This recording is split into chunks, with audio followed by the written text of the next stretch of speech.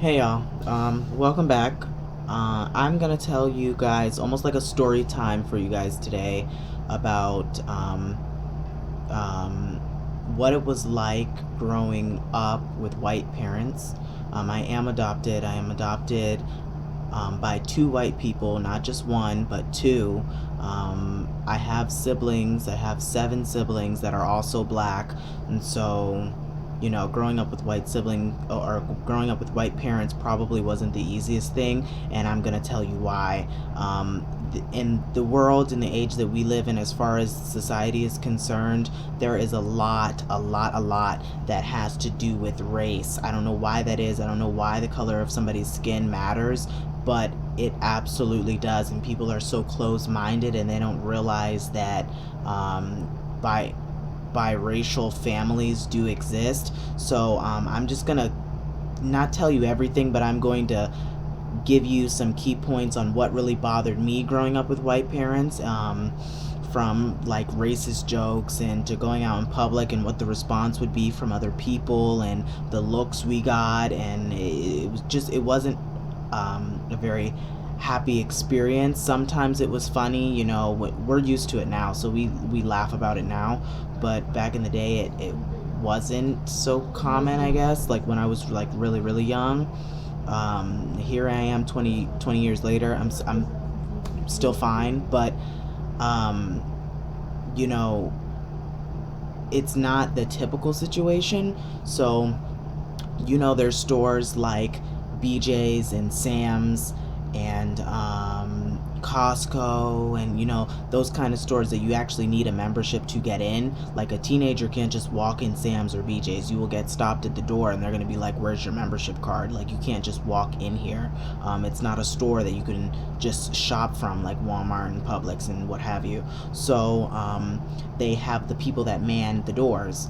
And what really bothered me growing up with white parents is I would, go to the grocery store with my mom or dad, and they did catering, so we were always in BJ's or Sam's, and eventually we built a reputation with the staff, and they knew who we were, and it didn't bother us. But when they hired somebody new that probably didn't know us or whatever the case may be, and we would go to Sam's or BJ's or any store like that, it would always be they walk in first, and even as close as I am, like they're here and I'm here and I'm walking behind, as close as I am, they still always stopped me and they were like, excuse me, and I'm like, I'm with the white lady. Like, it would really, really, really bother me because people don't really think, people don't use their head, and I think that a lot of people are very close-minded to how is that your mom? Like, people don't think through things. They just do it, that. Well, I can't say that the individual is not the brightest, even though a few of them just weren't the brightest. Even when you explained it to them, they still didn't get it. And, there's thousands of people like that walking the earth, so kudos to them for just not getting it. But that had to be one of the most annoying things because it was like a matter of like ignorance and like how dumb can you be. And you know after a while, after like 10 years or so, you do get used to that kind of stuff, and then we started to like make jokes about it, like when we would go out to the movies. Like, we went to the movies the other day, and like as a group, and you see the people that are also there on opening night for whatever movie it is. Like when I went to go see Medea Boo with my family, everyone is like kind of looking because it's like all the black people and then the two white people in the center that's paying for everything. And my mom would always make the joke, "Oh, they think I'm the probation officer," and that is, it's a funny joke, but then it's kind of like it's a race thing as well, because black people more than likely have a probation officer because they do something stupid and get arrested, and they're more crime ridden than any other race or ethnicity. So it's like really, it's a funny joke when you think about it and you actually process what that means. But anyways, so you know and it's just like little things like that that we ran into that really bothered us. And then when we would go to school and we would make friends, and we would, we were always like the very social group, or a very social family. Well, not like with each other, but with people that we meet. And telling people that we were adopted really wasn't something that came up, and telling people that our parents were white wasn't anything. It just never came up in the conversation. So when we would invite people over, we would like, come on in, da da da. And normally my parents would sit like in the dining room in front of our front door. Like as soon as you walk in my house, the dining room is there. So they'd normally sit there having like a business conversation or whatever, and we would just walk through and act like nothing is wrong, and they would say hello, good evening, good afternoon, whatever the case may be. And then by the time you bend the corner and you feel like they can't hear you and they can't see you, they always whisper, who are the white people? And it was like, it was funny at times, like, because I'm thinking, who the hell do you think they are? Like, they're not our neighbors. Like, it it it was funny, but then it was annoying at the same time, because I'm thinking, you already have pointed out the fact that we're extremely proper, or whatever the case may be. We're like Oreos, like, but we're not really Oreos. We're like the golden Oreos, the white Oreo with the white filling. Like, we don't even have black in us at times. And a lot of people, especially our friends, they like to point that stuff out. And so I'm thinking, you like to point that stuff out, but yet how could you have not known that something was a little wrong? Not saying that black people can't be educated, because I know quite a few, but it's the stereotypical, it's the norm for black people to be grammatically incorrect, to be with the slang and the ebonics way of speaking, rather than putting together full sentences. And I do know my birth parents, and I just met my birth mom not too long ago. I've only known her for about almost a year now. And, meeting her for the first time, that'll be a story time as well. I was very surprised how proper she was. She was like me. It was like looking in a mirror. Not only do we look like twins, like oh my God, but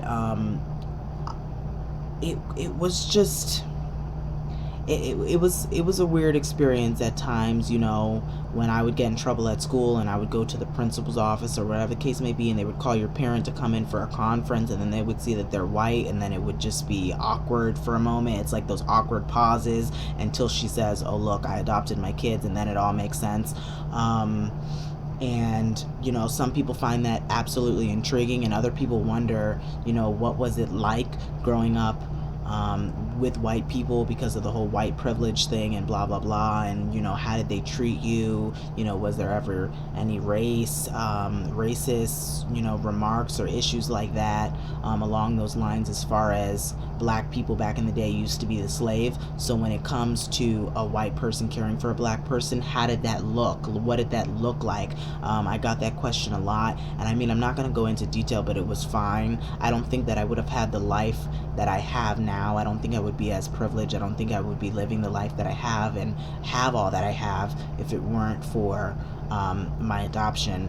I think that it really has shaped me to be the person that I am today, without a doubt. I mean, there's good times, there's bad times, and there's the absolutely the ugliest of times, but you have to know when to push past that.